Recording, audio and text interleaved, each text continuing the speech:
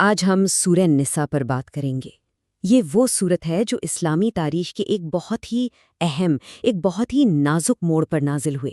اور یہ صرف آیات نہیں ہے، نہیں، یہ تو ایک مکمل بلو پرنٹ ہے، ایک ایسا خاکہ جس سے ایک انصاف پر مبنی ایک مضبوط معاشرہ بنایا جا سکے۔ اچھا، تو آئیے ذرا تصور کریں، ہم اس وقت کے مدینہ میں ہیں، جنگ احد ابھی ابھی ختم ہوئی ہے، شکست ہوئی ہے اور پورا معاشرہ ایک گہرے صدمے میں ہے، ہر طرف غیر یقینی کا عالم ہے۔ تو ہوا یہ کہ جنگ احد میں 70 صحابہ شہید ہو گئے۔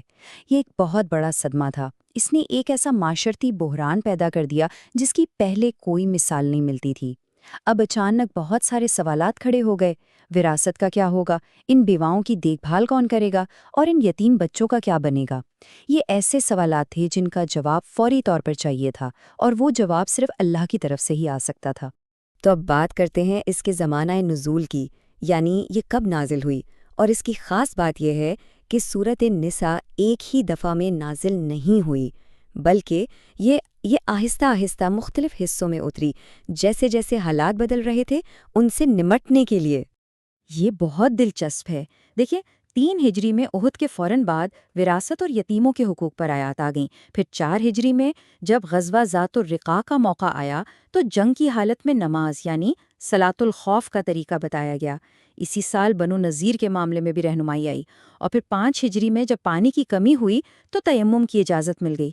تو آپ دیکھ رہے ہیں، قرآن کی رہنمائی کوئی تھیوری نہیں تھی، بلکہ یہ تو بالکل پریکٹیکل تھی، جو ہر قدم پر ہر ضرورت کے وقت آ رہی تھی۔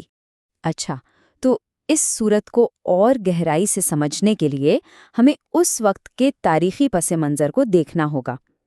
اس وقت مسلمان معاشرہ، آپ کہہ سکتے ہیں کہ 3 بڑے محاذوں پر کام کر رہا تھا۔ پہلا محراز تھا اندرونی ترقی کا، مطلب ایک نیا معاشرہ بنانا تھا جس کی بنیاد اسلام کے اصولوں، اخلاقیات اور کلچر پر ہو۔ دوسرا محراز تھا بیرونی جدوجہد کا، باہر سے مشرک قبیلے تھے، کچھ مخالف یہودی قبیلے تھے اور اندر خود منافقین تھے، ان سب سے نمٹنا تھا۔ اور تیسرا محراز تھا اسلام کا پیغام پھیلانا، ان ساری مشکلات کے باوجود دعوت کا کام جاری رکھنا تھا۔ اور سورۃ النساء کمال کی بات یہ ہے کہ ان تینوں محاذوں پر رہنمائی دیتی ہے۔ آئیے دیکھتے ہیں کیسے۔ تو سب سے پہلے بات کرتے ہیں بنیادی موضوعات کی، یعنی ایک اسلامی معاشرے کی بنیادیں۔ سب سے پہلا قدم ظاہر ہے معاشرے کو اندر سے مضبوط کرنا تھا، اور اس کے لیے واضح سماجی قوانین اور اخلاقی اصولوں کی ضرورت تھی۔ اور اس مضبوطی کی بنیاد کیا تھی؟ خاندان۔ اس صورت نے ایک مستحکم خاندان کے لیے بنیادی اصول بتا دیے۔ مرد اور عورت کے تعلقات کیسے ہوں گے، نکاح کے کیا قوانین ہوں گے، کس کے کیا حقوق اور کیا ذمہ داریاں ہوں گی۔ اور ایسا کیوں کیا گیا؟ کیونکہ جنگ کے بعد جو معاشرہ بکھر رہا تھا، اسے جوڑنے کے لیے ایک مضبوط فیملی سسٹم سے زیادہ اہم کچھ نہیں تھا۔ اور پھر وہی 70 کا عدد، 70 شہداء۔ اسی وجہ سے وراثت اور یتیموں کے قوانین کی فوری ضرورت پڑی۔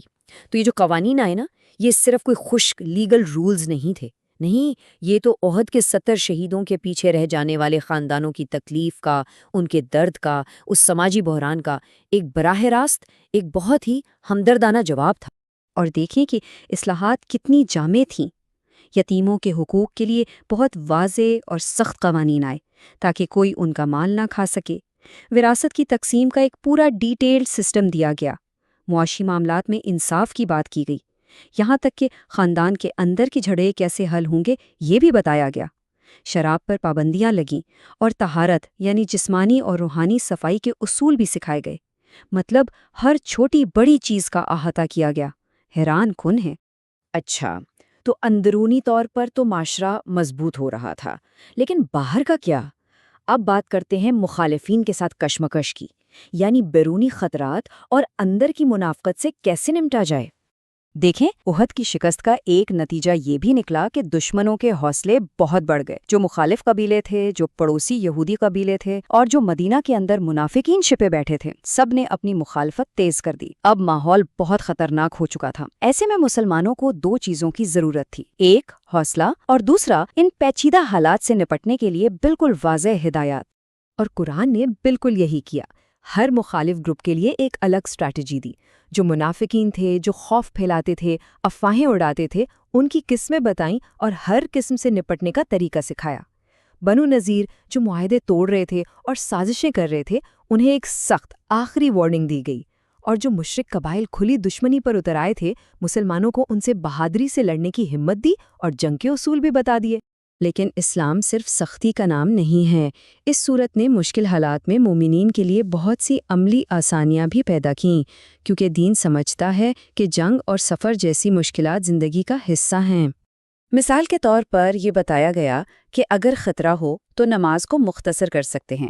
اگر حملے کا ڈر ہو تو صلاۃ الخوف کا خاص طریقہ ہے جس میں نماز حصوں میں ادا کی جاتی ہے، اور اگر وضو یا غسل کے لیے پانی ہی نہ ملے تو پاک مٹی سے تیمم کی اجازت دے دی گئی۔ یہ سب کیا ظاہر کرتا ہے؟